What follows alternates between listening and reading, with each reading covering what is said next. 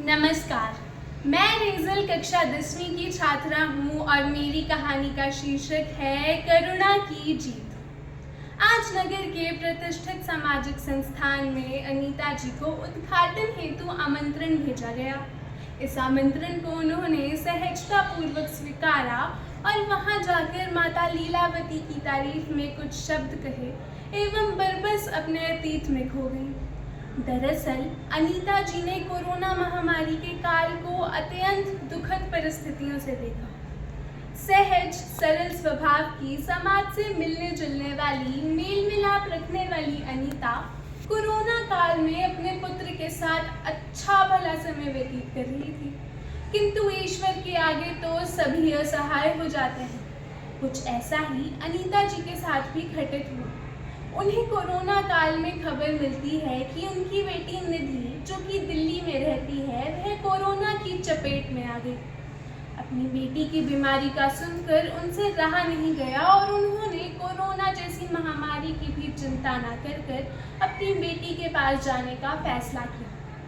वहां जाकर वह अपनी बेटी की सेवा में लगी ही थी कि उन्हें पता चलता है न जाने कैसे क्या हुआ, उनके बेटे ने किस मनोरोग से ग्रसित होकर आत्महत्या कर ली। इस खबर ने अनीता जी को पूरी तरह तोड़ दिया। जहां उनके बुढ़ापे का सहारा उनका एकमात्र बेटा था, वह भी चल बसा, क्योंकि उनके पति तो बहुत पहले ही स्वर्ग सुधार गए थे।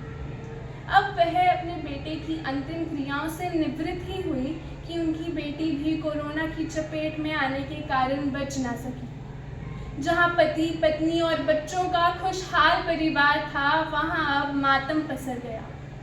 ऐसे में अनीता जी को अपने नवासों में अपने बच्चे नजर आए और उन्होंने अपने नवासों के पालन पोषण का बीड़ा उठाया।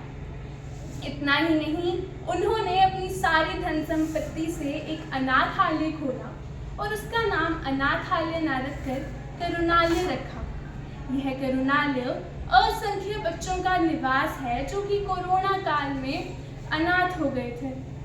अनीता जी ने सामाजिक 2 बच्चों को तो खो दिया, लेकिन आज वह असंख्य बच्चों की करुणामयी माँ बन गई। इस कहानी से हमें यह शिक्षा मिलती है कि अगर हम समाज को एक नज़र से देखें तो ना कोई अकेला है ना अनाथ। धन्यवाद।